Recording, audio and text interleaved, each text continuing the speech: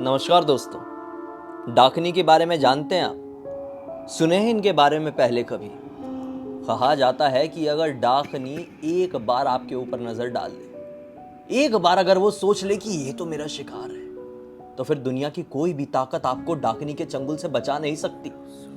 डाकनियां कई प्रकार की होती है, अच्छी, बुरी, बहुत बुरी, शैतानी, जरूरत से ज्यादा शैतानी, खूंखार। कहा जाता है कि कई डाकनियां अपने शिकार का खून पीकर कुछ जवान होती है, तो कहा जाता है कि वो इंसानी मांस खाती है। ये बहुत बहुत ज्यादा खतरनाक हो सकती है। ये सुनसान इलाकों में, खंडरों में और जंगलों में वास करती है। ज्यादातर डाकनियां पेड़ों को अपना घर बना लेती है। उड़ीसा के एक छोटे से गांव में, एक बहुत ही छोटे से गांव में ऐसा ही एक पेड़ है जो वहां पर लगभग 1,500-2,000 सालों से मौजूद है। गांव के लोग कहते हैं कि इस पेड़ को इसलिए इतने सालों से कुछ नहीं होता है क्योंकि एक खतरनाक डाकिनी ने उसको अपना घर बनाकर रखी है। इसी बात की वजह से उस गांव का कोई भी व्यक्ति एक बार सूरज ढल जाए तो उस पेड़ के आसपास भटकने की गलती भी नहीं करता है। रात बेरात गांव के लोगों को कितना भी इंपॉर्टेंट काम आ जाए तो पेड़ वाले रास्ते से, यानी कि नॉर्मल वाले रास्ते से अपने गांव से बाहर नहीं निकलेंगे, अपने गांव के अंदर नहीं आएंगे। ये एक नॉर्मल रास्ते के किनारे में है पेड़, गांव की सीमा लगती है और वो पेड़ वहां पर है, तो नॉर्मल रास्ता ही हुआ ना। तो रात होने के बाद कोई भी उस नॉर्मल रास्ते से आता जाता नहीं है। बाय चांस कोई बहुत इंपॉर्टेंट काम आ गया तो इस गांव के साइड में ही एक तालाब है।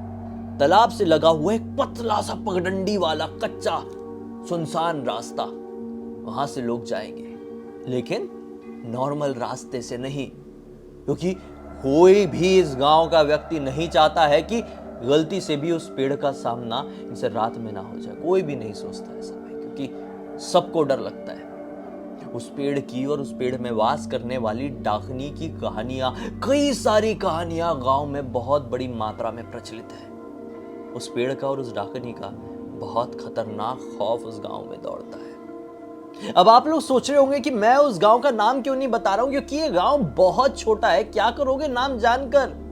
आम खाओ, गुठली क्या गिनोगे। अब कहानी की तरफ आगे बढ़ते हैं। इस गांव में अमित नाम का एक लड़का रहता, घूमने फिरने का बहुत शौकीन। शाम होती तो अपने दोस्तों के साथ घूमने फिरने निकल जाता, ऑब्वियसली सीमा की तरफ नहीं, गांव के उस भूतिया पेड़ की तरफ नहीं, बल्कि अपने इलाके में मस्त से दोस्तों के साथ घूमता फिरता खेलता, और जब खाना खाने का समय होता रात के 9 बजे के आसपास वो अपने घर पहुंच जाता। इसका एक पक्का वाला दोस्त था, शीलू। एक दिन अमित शीलू ये डिसाइड करते हैं कि यार हमने क्या, हमारे पिताजी लोगों ने, हमारे दादाजी लोगों ने, हमारे परदादाजी लोगों ने उस भूतिया पेड़ की कई कहानियां सुने हैं। हमने भी सिर्फ सुने यार, साला देखे कुछ नहीं है।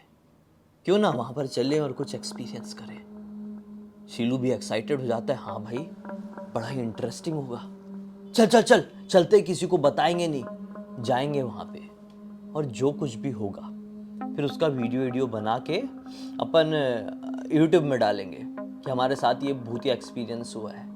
हम वायरल हो जाएंगे, हम फेमस हो जाएंगे, और ये सब तो सेकेंडरी, ये कितना लाइफ चेंजिंग एक्सपीरियंस हमको मिलेगा। तो बस इन लोगों ने एक डेट डिसाइड की है। वो डेट जब इन लोगों ने प्लान बनाए थे उसके 3 दिन बाद की थी। ठीक 3 दिन बाद ये दोनों के घर वाले जब सो गए, ये दोनों चुपके से अपने अपने घर में उठे। रात के लगभग 1-1:15 बज रहे थे। किसी को कानो कान खबर नहीं पड़ी। दबे पांव से अपने अपने घर से बाहर निकले और गांव के चौराहे में मिल गए। अब धीरे धीरे आराम से एक टॉर्च और मोबाइल लेकर उस पेड़ की तरफ निकल पड़े। जब पेड़ के पास पहुंचने ही वाले थे ना, तो शीलू अमित से कहता है कि भाई मोबाइल से रिकॉर्डिंग चालू कर दे, बहुत सही रहेगा।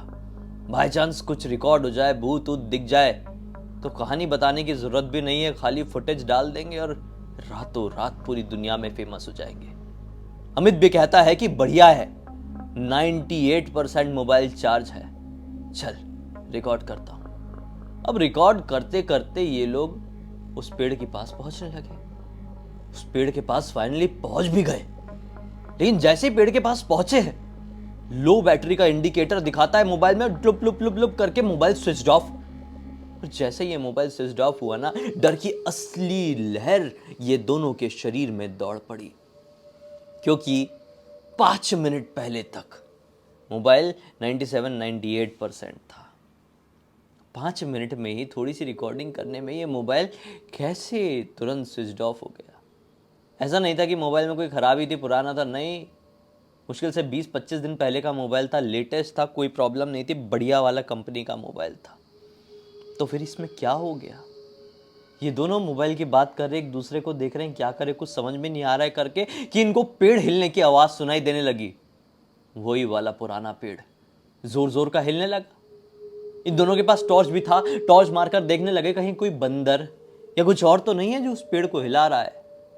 तो कुछ भी दिखाई नहीं दिया। फिर बोले छोड़ो, ऐसे ही कुछ भी होगा।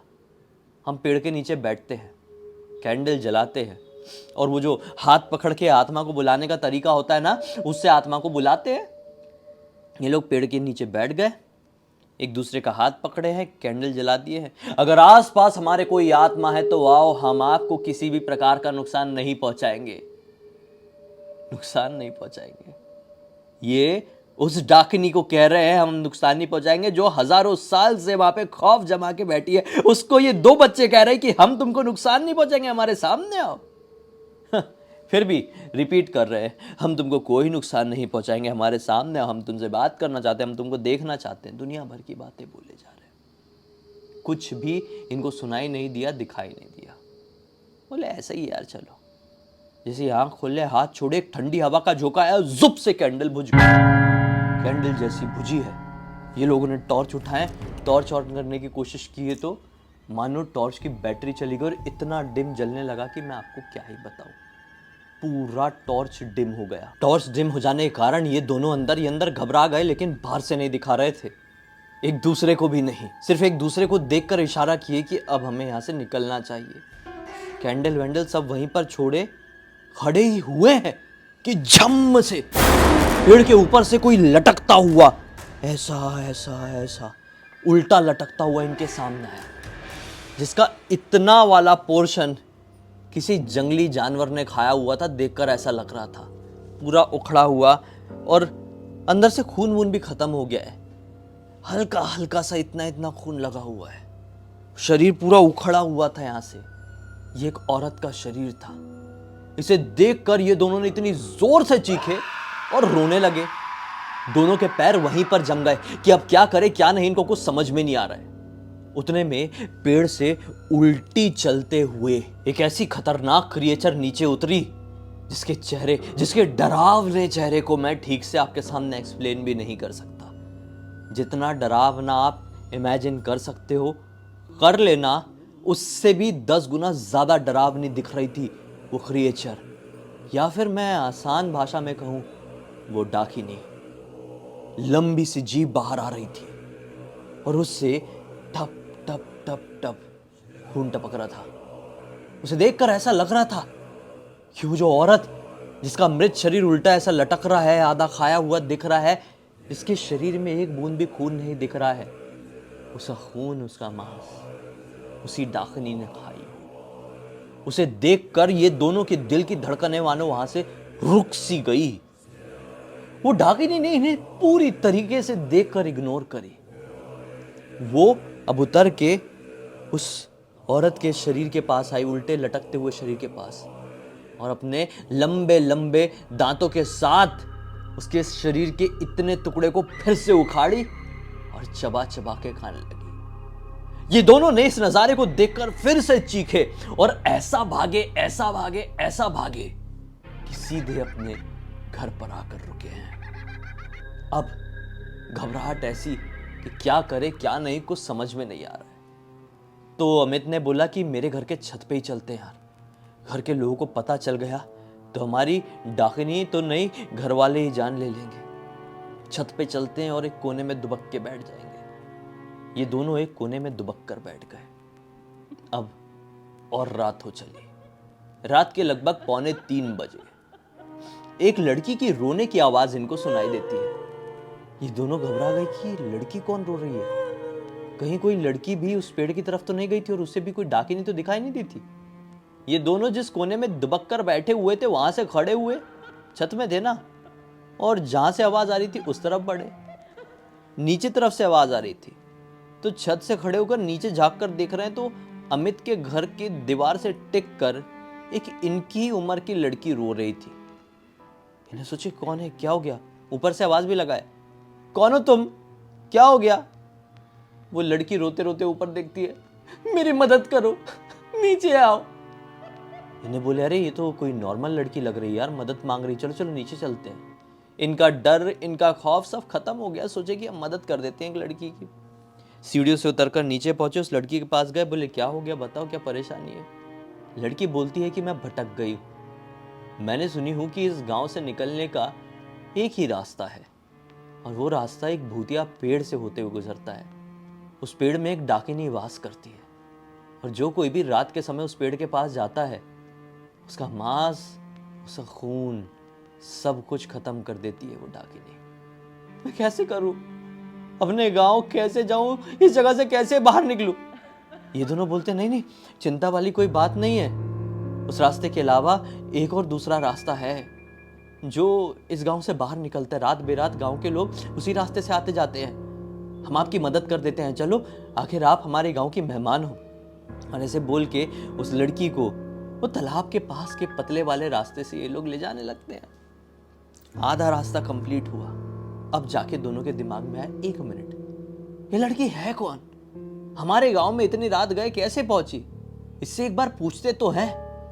ऐसा हल्के से फुसफुसा के ये दोनों जैसे ही पीछे पलट कर देखते हैं तो क्या पाते हैं, वो खूबसूरत लड़की तो वो खूबसूरत लड़की है ही नहीं, वो है वो डाकिनी जो वैसे ही लंबी लंबी जुबान के साथ खून लपटपटाते हुए पीछे पीछे इनके चल रही थी और एक ऐसी डरावनी इविल स्माइल ली हुई थी। इसे देखकर ये दोनों फिर से बैठ गए जमीन में, हाथ जोड़ लिए और रोने लगे। डाकिनी एकदम इनके पास आई, अपनी लंबी लंबी जुबान को लहरा के इनके चेहरे में फिराई और बोली, मैंने बोली थी ना कि रात बेरात कोई भी मेरे घर के पास उस पेड़ के पास आता है तो उसका मांस, उसका खून, सब कुछ मैं खत्म करके रख देती हूं। तो तुम तो आए थे, तुम कैसे आराम से अपने घर लौट सकते हो। ऐसा बोल के उस डाकिनी ने जो हमला करी है सीधे शीलू के ऊपर कि मैं क्या बताऊं। सीधे उसका हाथ ऐसे उखाड़ दी, ये वाला हाथ ऐसे उखाड़ दी है, इतनी जोर से चिल्लाया अपना। अमित तो ऐसा भागा है, फिर से भाग के सीधे जंप मारा है उसने तालाब में। कि मैं आपको क्या बताऊं, तालाब से ऐसा तैरते तैरते तैरते तैरना आता था बहुत अच्छा।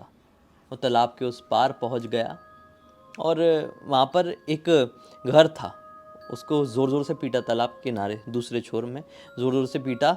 एक बूढ़ा आदमी था, अंदर घुस गया और एकदम हाथ पैर उसके पकड़ लिया, बोला मुझे बाहर मत निकालो, हमारे गांव की डाकिनी मुझे ख़त्म कर देगी, मैं आपसे प्रार्थना करता हूँ। बूढ़े आदमी ने भी पूरी रात अमित को अपने घर पर रखा।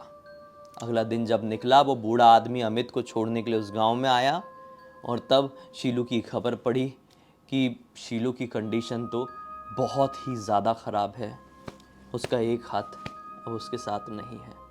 शीलू की जान इसलिए बच गई, वो डाकिनी ने जिंदा इसलिए उसे छोड़ दी क्योंकि शीलू के पिताजी को समझ में आ गया था कि शीलू घर पर नहीं है। उसकी शरारतों को मद्देनज़र रखते हुए शीलू के पिताजी समझ गए थे कि हो ना हो ये शरारत करने के लिए, मस्ती करने के लिए गांव की सीमा के पास गया होगा और वो उसे ढूंढने के लिए गांव की सीमा तरफ आए थे।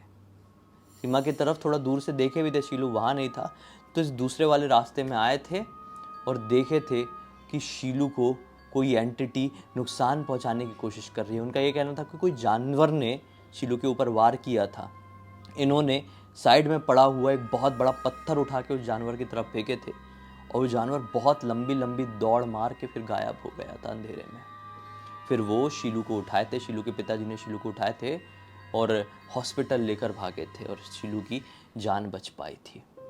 लेकिन शीलू का अमित का यही कहना है कि वो कोई जानवर नहीं था, वो वही डाकिनी थी। गांव के लोग भी मानते हैं कि डाकिनी थी। शीलू के पिताजी बस कहते हैं कि वो जानवर था। लेकिन कुछ भी हो, कुछ तो था जिसका डर, जिसका खौफ उस गांव में आज भी बड़े खतरनाक तरीके से कायम है। कुछ लोग जानवर कहते हैं, कुछ लोग चुड़ैल, कुछ भूत आत्मा, तो कुछ डाकिनी और कुछ पिशाचिनी। जो कुछ भी हो, पैरानॉर्मल वर्ल्ड तो एग्जिस्ट करता है, इस कहानी से समझ में आ रहा है। ऐसे आपको क्या लगता है, क्या सच है? कोई जानवर, कोई आदमखोर जानवर जिसका आतंक उस गांव में मचा हुआ है, या फिर सचमुच में हजारों साल से वहां पर एक डाकिनी वास करती है? अपनी राय कमेंट सेक्शन में जरूर बताइए। इस पूरी घटना की जानकारी मुझे किसी और ने नहीं बल्कि अमित ने ही इंस्टाग्राम पर लिखकर भेजा। बोला पूरी दुनिया को बताओ, सब हिल जाएंगे सुन के, बड़ा इंटरेस्ट आएगा, मैं लेकर आ गया आप लोगों के सामने। तो ऐसी ही कोई कहानी आपके पास भी है तो इंस्टाग्राम की लिंक मेरे वीडियो के डिस्क्रिप्शन बॉक्स में मिल जाएगी। क्लिक करो, पहुंचो वहां पे और डीएम कर दो मुझे कहानी। हो सकता है मेरा अगला वीडियो इसी प्रकार से आपकी कहानी के ऊपर अगला बन रहा हो। बाकी अब तक देख लिए, पहली बार देख रहे हैं, चैनल को लाइक कर देना, चैनल को सब्सक्राइब करके बेल आइकन दबा के ऑल के ऑप्शन में क्लिक करना, और कल मिलना मत भूलना। तब तक के लिए बहुत बहुत धन्यवाद। आपका दिन शुभ हो।